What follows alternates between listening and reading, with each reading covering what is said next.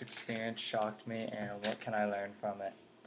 What shocked me the most was probably how serious everyone took this game. I mean, it was just a simulation, but everyone thought it was like reality. I mean, it pretty much shocked me, for example, like how much people were stealing and going on other people's computers, and it was just like, I don't know. It happened to me, and Alex Wan stole $460 from me, so that kind of sucked and almost screwed up my second year.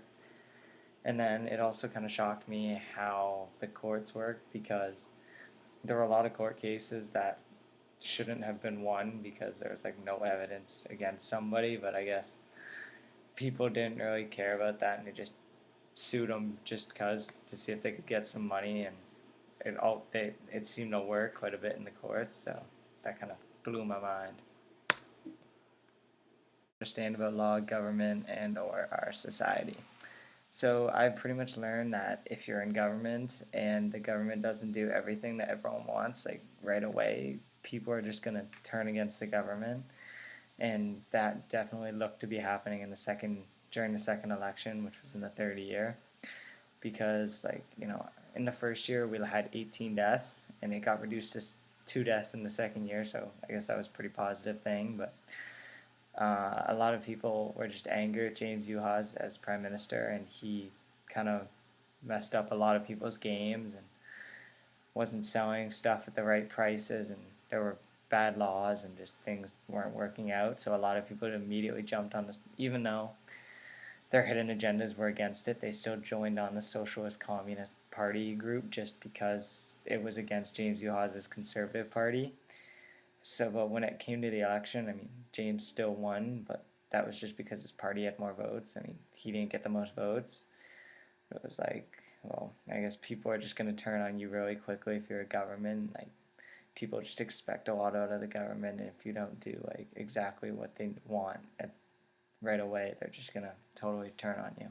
Experience prepared me for reality. So, it's actually prepared me quite a bit because it's taught me that when I get older and I need to start buying things like a house and food and education and stuff like that for my kids and paying all that, like I really need to learn. It's really taught me to like prioritize and spend money correctly, because in the first year I learned that the hard way, because I never bought a house because I was so focused on food and just insurance and other things. I never thought about a house or anything like that until it was too late, and I wound up losing my son big head, so it was like, it's kind of sucks. And second year I definitely did better because I didn't lose a family member second or third year, so I definitely learned from my mistakes and was able to get house, food, and everything else for the next 2 years. So I definitely think it's helped me improve on my how to spend and manage my money and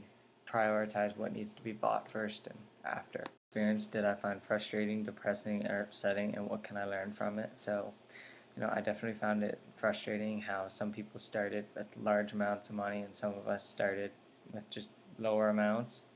So it was like when all the money was originally dealed out, like some people would start with $4,000 or $5,000, and some people would start with like $1,000 or $2,000, and then when it came to time to buying food, electricity, apartment, paying rent, all that kind of stuff, it was like you don't have the amount of money to cover all those bills, and so it's like the people who own the farms and all that kind of stuff would just keep a price at like $500-$600. Like I know Matt, who owned a farm, like always had like $500 or $600 as the price, and then when he'd receive a bunch of offers from people, and he'd always take the highest ones that were like $600 or $700, and then like us, and then like some people who had like 100, who were offering him like 300-400 because that's all they could afford, just never got food and stuff like that, and they'd die there. They'd lose a family member because they just weren't able to provide everything for them. And they'd kind of have to,